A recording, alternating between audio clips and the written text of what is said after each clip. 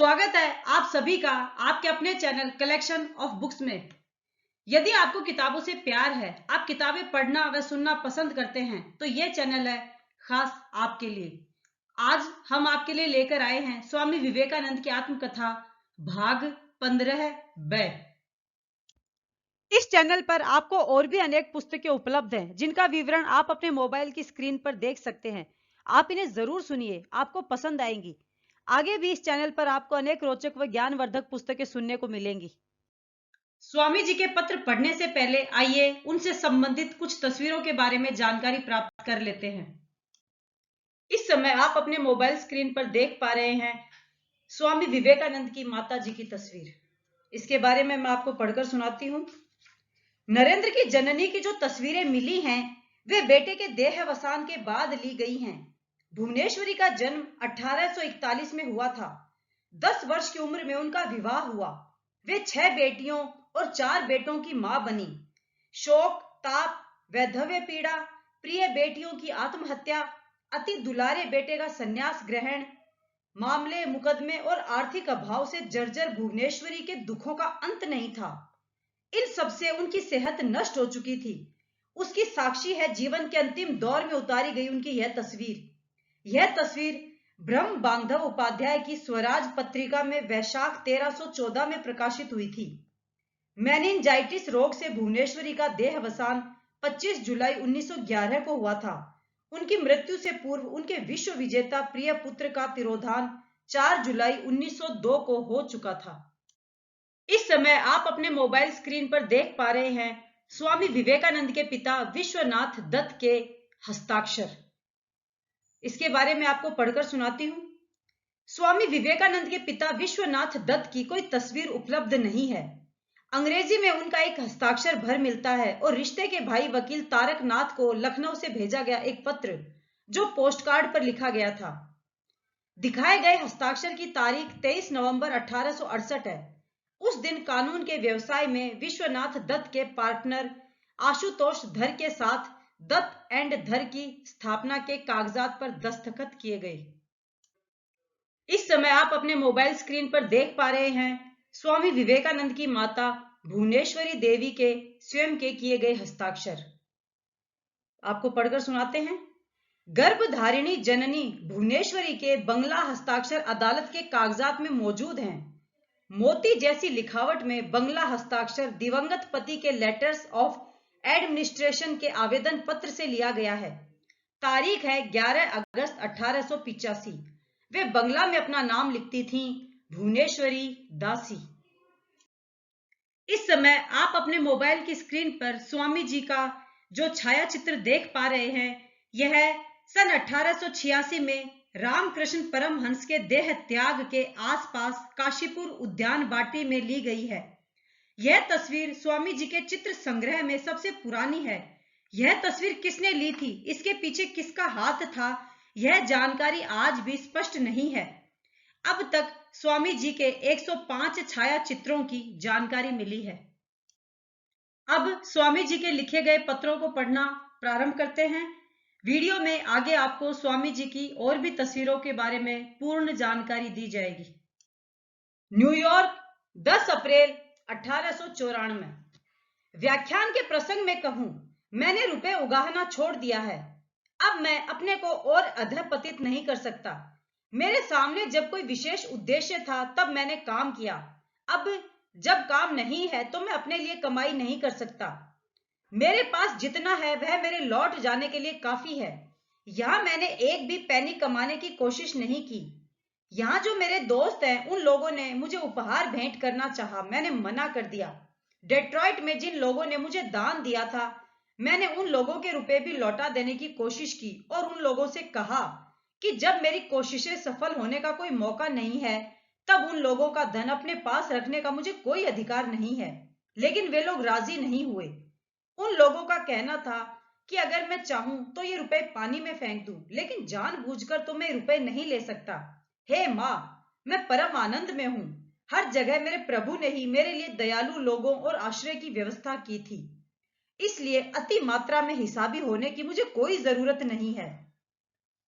Boston वासियों की तरह हालांकि उतने बौद्धिक होने के बावजूद न्यूयॉर्क के लोग काफी दायित्वशील हैं। बोस्टन वासी यह बखूबी जानते हैं कि हर किसी से कैसे फायदा उठाया जा सकता है, और मुझे संदेह है कि उन लोगों की उंगलियों के बीच से पानी भी नहीं रिस सकता। भगवान उन लोगों का मंगल करे। मैंने दृढ़ संकल्प लिया है कि मैं चला जाऊंगा, और मैं जरूर चला जाऊंगा। हे प्रभु, मुझे निश्चल सरल स्वभाव और दरिद्र लोगों के साथ ही रहने दो। मुझे बड़बोले और हाँकने वाले लोगों की छाया तक से दूर रखना। मेरे प्रभु कहा करते थे कि ऐसे लोग गिद्धों के दल होते हैं जो बातचीत में काफी ऊंचे ऊंचे विचरण करते हैं, लेकिन उन लोगों का मन भूतल की मिट्टी में रखे लौंदा भर सड़े मांस के टुकड़े जैसा होता है। इस बीच एक दिन बारनाम में सर्कस देखने गया था। निसंदेह यह अच्छी चीज है। मैं अभी तक डाउनटाउन नहीं गया हूं। यह सड़क बेहद सुंदर और निर्जन है। एक दिन बारनाम में गाने सुने, स्पेनिश सिरिनाडा। वह जो भी हो, मुझे बेहद पसंद आया। पाश्चात्य संगीत बेहद अच्छा है। उसके हारमोनी का जवाब नहीं। हम लोग वहां तक अभी पहुंच ही नहीं पाए हैं, लेकिन ये हमारे अनभ्यस्त कानों को नहीं सुहाते।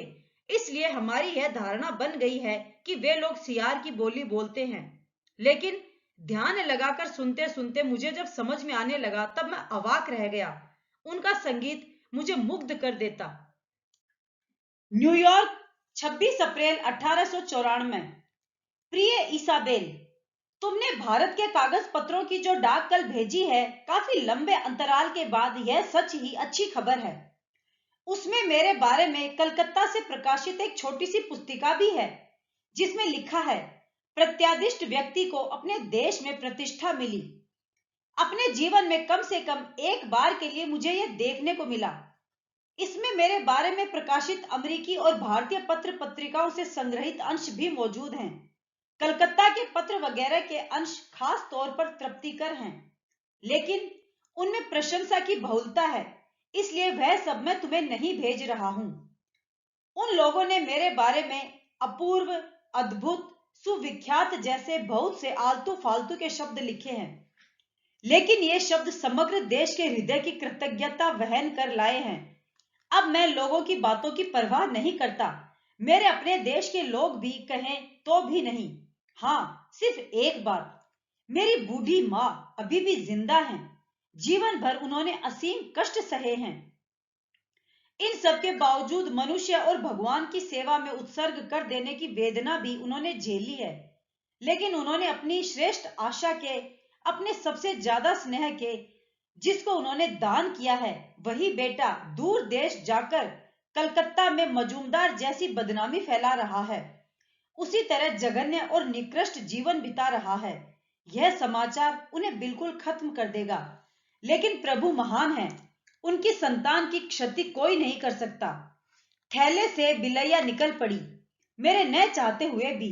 यह संपादक कौन है जानती हो? हमारे देश के अन्यतम समाचार पत्र के संपादक, जिन्होंने मेरी इतनी प्रशंसा की है, और अमेरिका में मैं हिंदू धर्म का समर्थन करने आया हूं, इसके लिए उन्होंने ईश्वर को धन्यवाद दिया है। वे रिश्ते में मजूमदार के भाई लगते हैं। अभागा मजूमदार, ईर्ष्या में जलता फूंकता हुआ झूठ बोल बोलकर उसने अपने ही उद्देश्य को नुकसान पहुंचाया है। प्रभु जानते हैं कि मैंने आत्मसमर्थन की जरा भी कोशिश नहीं की है। न्यूयॉर्क, 1 मई 1894। प्रिय इसाबेल, अपने कोट के लिए ठीक ठीक जोगिया रंग काफी खोजने पर भी मुझे कहीं नहीं मिला, इसलिए उससे मिलता जुलता जो भला सा रंग मुझे मिला, पीताभ रक्तिम, उसी से खुश होना पड़ा। कुछ ही दिनों में वह कोट तैयार भी हो जाएगा। कुछ दिन पहले वाल्डार्फ में व्याख्यान से मुझे $70 मिले। कल जो व्याख्यान देने वाला हूं, वहां भी कुछ पाने की आशा है। 7 से लेकर 19 तारीख तक बोस्टन में ही कई व्याख्यान हैं, लेकिन वहां वे लोग काफी कम पैसे देते हैं। कल $13 चुकाकर एक पाइप खरीदी है। दुहाई है फादर पॉप को, अर्थात मिस्टर जॉर्ज हेल, जिनके लिए पाइप खरीदी गई, यह बात मत बताना। कोट पर खर्च आएगा $30। खाना पीना पानी सब कुछ ठीक ठीक मिल जाता है, और काफी रुपए भी मिलते हैं। आशा है कि अगले व्याख्यान के बाद ही मैं अविलंब बैंक में कुछ रुपए जमा कर सकूंगा। मैंने अभी खाना खा लिया है क्योंकि शाम को एक निरामिष रात्रि भोज में व्याख्यान देने जाना है। जब निरामिष खाना जुट जाता है तब मैं निरामिष बन जाता हूँ क्योंकि निरामिष खाना ही मुझे पसंद है। लाइमैन एबट के यहाँ परसों दोपहर के खाने का निमंत्रण है, यानी कुल मिलाकर खासा अच्छा समय गुजर रहा है। आशा है बोस्टन में भी अच्छा समय बीतेगा, सिर्फ इस जघन्य अति जघन्य उबाऊ भाषणों को छोड़कर। बहरहाल 19 तारीख के बाद एक छलांग में बोस्टन से शिकागो, उसके बाद जी खोलकर सांस लूंगा और जमकर आराम करूंगा। 2-3 हफ्ते के लिए लंबा आराम, तब इत्मीनान से बैठे बैठे गपशप करूंगा और पाइप के कश लूंगा। अरे हाँ, याद आया, तुम्हारे न्यूयॉर्की लोग काफी भले हैं, बावजूद इसके कि उन लोगों के पास अक्ल से ज्यादा दौलत है। हार्वर्ड विश्वविद्यालय के छात्रों के लिए मुझे भाषण देने जाना है। बोस्टन में 3 व्याख्यान और हार्वर्ड में 3। इन सब की व्यवस्था मिसेज ब्रीड ने की है। अभी भी वे कुछ इंतजाम में लगी हैं ताकि मैं शिकागो जाते हुए एक बार न्यूयॉर्क आ सकूं। चलो कुछ सख्त उपदेश सुनाकर रुपए पैसे जेब के हवाले करके सट से शिकागो उड़ जाऊंगा। दुनिया में एक चीज से ही मैं घृणा करता हूं, छलावे से। बोस्टन, मई 1894। हम सबका कर्तव्य केवल त्याग है, ग्रहण नहीं। अगर मुझ पर धुन न सवार होती तो मैं यहाँ कभी नहीं आता। इससे मेरे काम में मदद मिलेगी, इसी आशा से मैं धर्म महासभा में शामिल हुआ। हालांकि मेरे देशवासियों ने मुझे यहाँ भेजना चाहा तो मैंने लगातार आपत्ति जताई थी।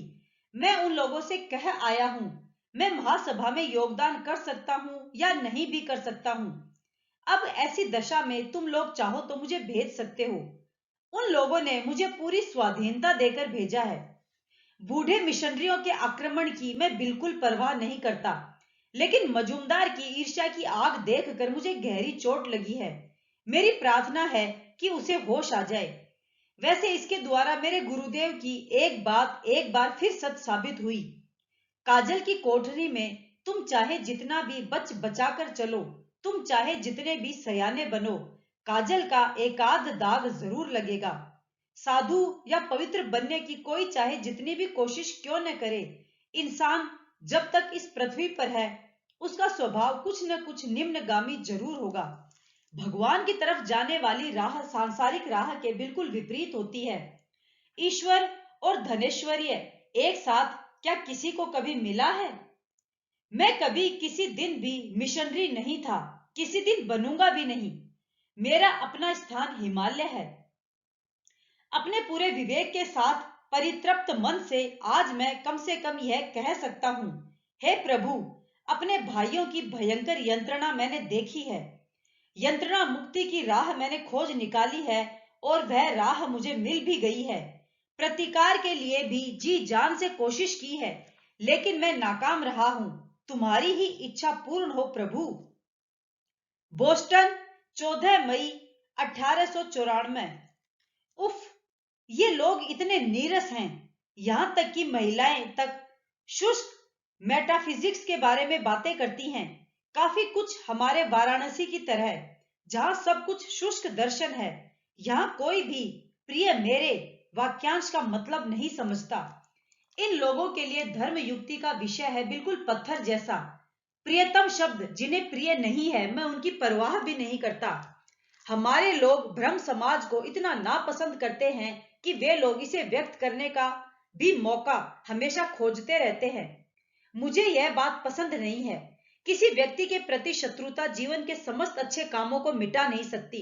धर्म क्षेत्र में लोग शिशु मात्र हैं। ये लोग कभी भी अति धर्म प्रवण प्राणी नहीं थे। इन लोगों ने केवल युक्ति की ही कोरी बातें की हैं। इन लोगों ने प्रियतम को खोजने या पाने की कोशिश नहीं की। जब तक कोई ऐसा नहीं करता, मुझे नहीं लगता कि उसके अंतस में धर्म नामक कोई तथ्य है। उन लोगों के पास पोथी पत्रा संज्ञा आदर्श बातें युक्ति आदि यथेष्ट हो सकती हैं, लेकिन धर्म नहीं होता। यह तो तब शुरू होता है जब अंतरात्मा प्रियतम की आवश्यकता और कामना महसूस करती है। इसके पहले कदापि नहीं। शिकागो, 24 मई 1894।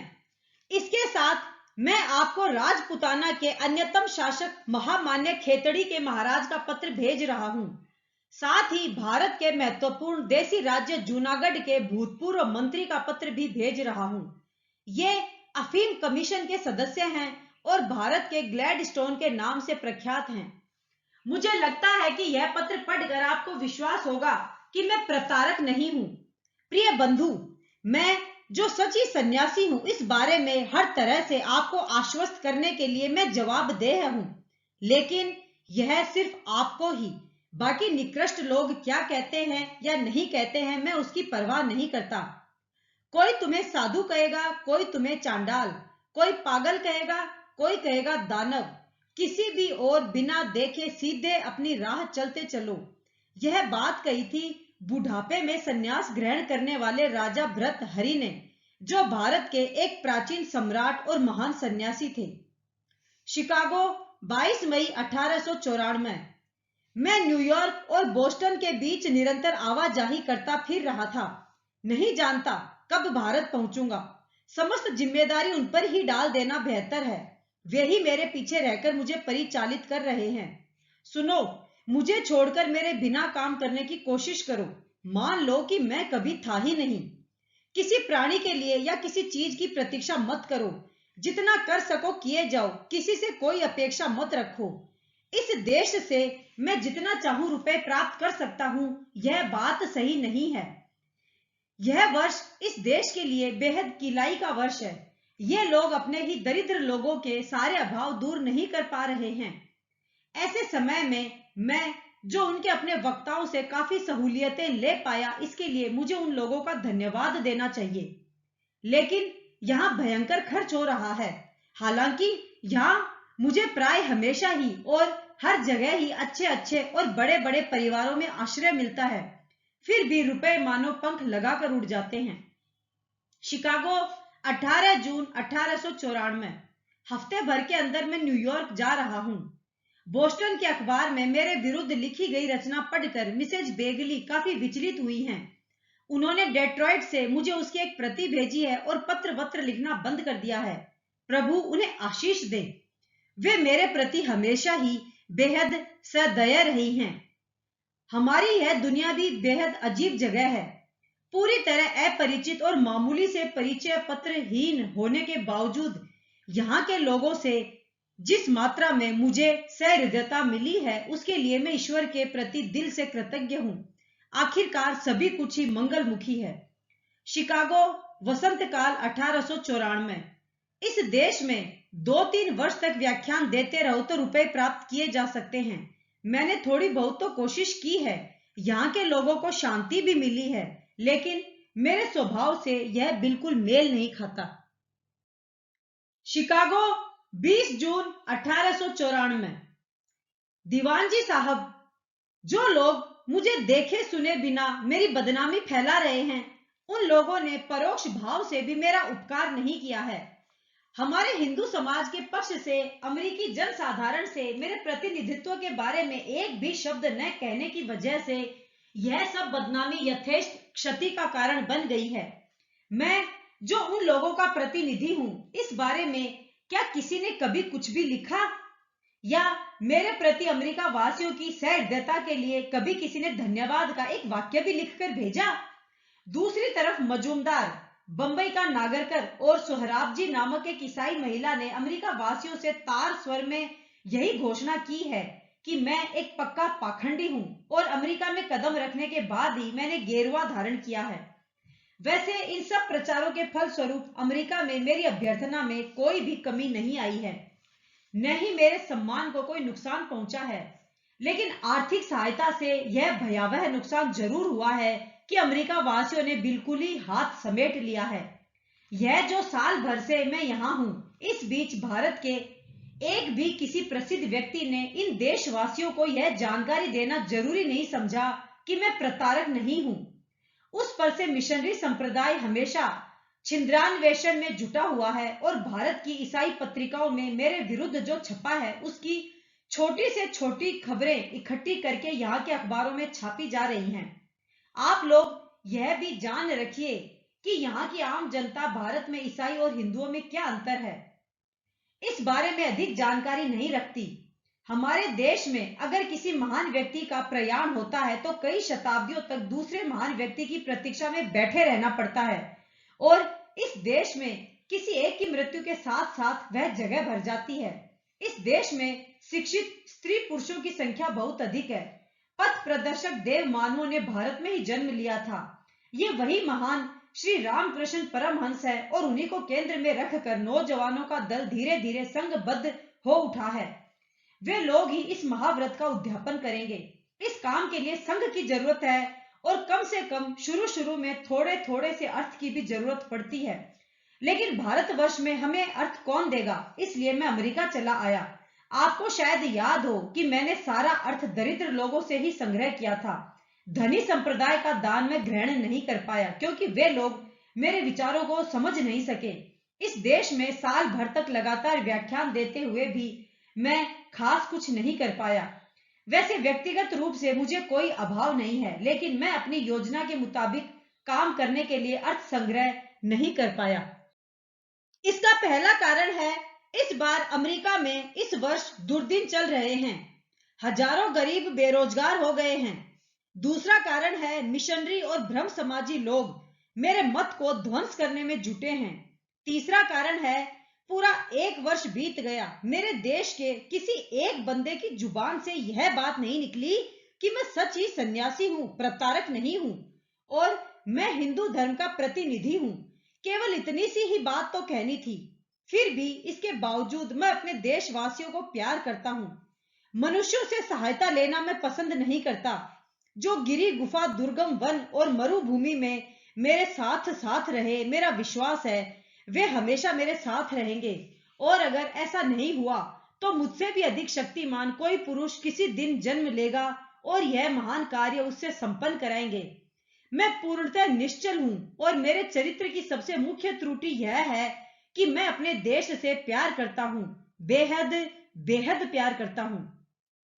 शिकागो, 28 जून 1894। यहां मेरे कामकाज के विस्तार की आशा लगभग शून्य तक पहुंच गई है, क्योंकि यहां विस्तार की काफी संभावना तो थी, लेकिन निम्नोक्त कारणों से वह आशा बिल्कुल ही निर्मूल हो गई है। भारत की जो थोड़ी बहुत खबरें मिल रही हैं, वह मद्रास से भेजे गए पत्रों से। तुम लोगों के पत्रों से तो हमेशा यही सुन रहा हूं कि भारत में सभी लोग मेरी काफी प्रशंसा कर रहे हैं, लेकिन ये खबरें तो केवल तुम जानते हो और मैं जानता हूं, क्योंकि आला सिंगा द्वारा भेजे गए 3 वर्ग इंच के कागज के टुकड़े के अलावा मुझे ऐसा एक भी भारतीय अखबार नहीं मिला जिसमें मेरे बारे में कुछ लिखा गया हो।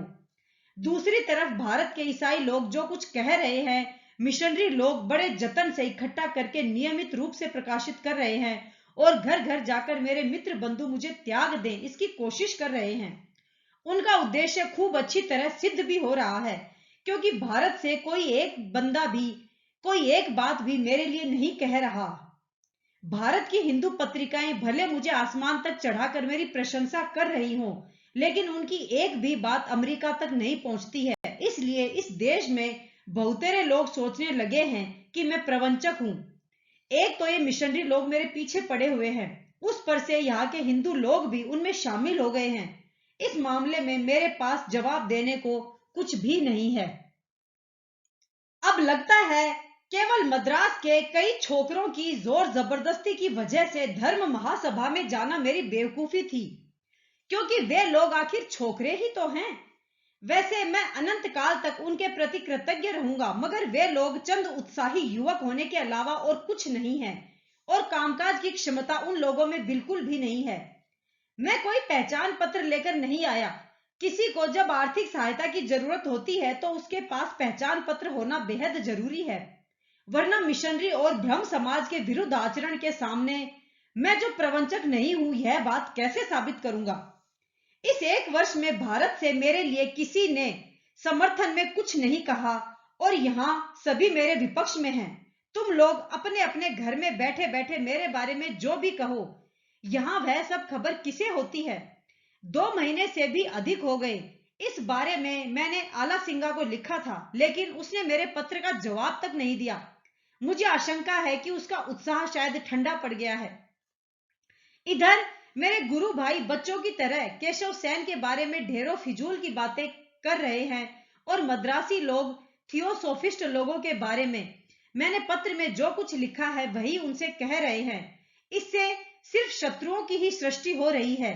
काश अगर भारत में दिमाग वाला कोई एक व्यक्ति मेरे काम में हाथ बटाने वाला मुझे मिल जाता, लेकिन उनकी इच्छा ही पूरी होगी। मैं इस देश में प्रवंचक ही गिना गया। बेवकूफी मुझसे ही हुई थी। कोई पहचान पत्र साथ लिए बिना धर्म महासभा में चले आना। मुझे आशा थी कि बहुतेरे लोग जुट जाएंगे। अब देख रहा हूं कि मुझे अकेले ही धीरे धीरे काम करना होगा। बहरहाल मुझे कोई कर्म करते हुए अपना प्रारब्ध क्षय करना होगा। अपने आर्थिक स्थिति के बारे में कहूं तो मेरी आर्थिक स्थिति काफी ठीक ठाक है और ठीक ठाक ही रहेगी। यहाँ मैं हर पल इस आशा में रहा कि भारत से कुछ आएगा, लेकिन कुछ नहीं आया। खासकर पिछले 2 महीने पल पल मेरे उद्वेग और यंत्रणा की सीमा नहीं थी। भारत से तो एक समाचार पत्र तक नहीं आया। मेरे मित्र भी महीने महीने प्रतीक्षा करते रहे, लेकिन आया कुछ नहीं। एक आवाज तक नहीं आई। इसलिए बहुतेरे लोगों के उत्साह पर पानी पड़ गया। बहुतेरे लोगों ने मुझे त्याग दिया। लेकिन यह तो सजा है, इंसानों पर मेरे निर्भर होने की सजा। हाँ, मद्रासी नवयुवकों को अनंत काल तक मेरा धन्यवाद। मैं सदा सर्वदा उन लोगों के कल्याण की प्रार्थना करता रहता हूं। मैं उन लोगों से तनिक भी असंतुष्ट नहीं हूं। मैंने जीवन में केवल एक बार दूसरों की सहायता पर निर्भर होने की भयानक भूल की है और इसके लिए सजा भी भुगत रहा हूं। यह मेरा ही दोष है, उन लोगों का कोई दोष नहीं है। प्रभु मद्रासी लोगों को अपना आशीष दे। मैंने अब सागर वक्ष पर अपनी नौका बहा दी है। जो होना है हो जाए। कठोर आलोचना के लिए मुझे क्षमा करना। असल में मेरी तो कोई मांग या दावा नहीं है। मैं जैसा कर्म करूंगा वैसा ही फल पाऊंगा। अब जो भी घटे मुझे मुंह बंद किए सहते जाना होगा। मैं नहीं जानता कि इसके बाद मुझे क्या करना होगा। मेरा संक्षिप्त वाक्य है, धीरज के साथ प्रतीक्षा करना और उन्हीं के निर्देशानुसार अपने को समर्पित करना। संयुक्त राष्ट्र अमेरिका, 11 जुलाई 1894। पिछले वर्ष मैंने केवल बीज वपन किया था। इस वर्ष मैं फसल काटना चाहता हूं। इस बीच जितना भी संभव हो भारत में आंदोलन जारी रखो। डेट्रॉइट में व्याख्यान देकर मुझे $900 यानी 2,700 रुपए मिले थे। अन्य व्याख्यानों में 1 घंटे के लिए मुझे $2,500 यानी 7,500 रुपयों की आय हुई, लेकिन मुझे मिला कुल $200। एक प्रवंचक व्याख्यान कंपनी ने मुझे ठग लिया था। मैंने उन लोगों का साथ छोड़ दिया है। यहाँ ढेरों रुपए खर्च हो गए। मेरे हाथ में केवल $3,000 हैं। बेकन, न्यूयॉर्क, 17 जुलाई 1894। यहाँ मैं कल पहुंचा हूं। यहाँ कई एक दिन रहूंगा। न्यूयॉर्क में मुझे आपका एक पत्र मिला था, लेकिन इंटीरियर नहीं मिला। इस वजह से मुझे खुशी ही हुई है, क्योंकि मैं अभी भी विशुद्ध त्रुटिहीन नहीं हुआ हूं और प्रेस्बिटेरियन धर्म भिक्षुओं का, खासकर इंटीरियर लोगों का मेरे प्रति निस्वार्थ प्यार है। यह जानकर बाद में कहीं प्रेमी ईसाई महाशयों पर मेरा विद्वेष जाग न जाए, इसलिए मैं उन लोगों से दूर ही रहना चाहता हूं। हमारे धर्म की शिक्षा है, क्रोध संगत हो फिर भी महापाप है। अपना अपना धर्म ही अनुसरण योग्य है। साधारण और धर्म संबंधी भेद में क्रोध, हत्या, अपवाद इत्यादि में मैं कोई अंतर नहीं कर पाता। सैकड़ों कोशिशों के बाद भी मैं इनमें कोई अंतर नहीं कर पाया। यह सूक्ष्म नैतिक पार्थक्य बोध भगवान करे मेरे स्वजातीय लोगों में कभी भी प्रवेश न करे। नहीं, मजाक नहीं। सुनिए मदर चर्च, आपसे ही कहना चाहता हूं, ये लोग जो कपटी, मक्कार, पाखंडी, स्वार्थी और प्रतिष्ठा प्रिय हैं, मैंने साफ साफ देखा है। इसलिए इनके पागल उद्गारों की मैं बिल्कुल भी परवाह नहीं करता। यहाँ की गर्मी मुझे बखूबी सहन हो रही है। एक अति अमीर महिला ने सोया मस्कट जाने का आमंत्रण दिया है। पिछली सर्दी में उनसे न्यूयॉर्क में परिचय हुआ था। धन्यवाद समेत मैंने इनकार कर दिया है।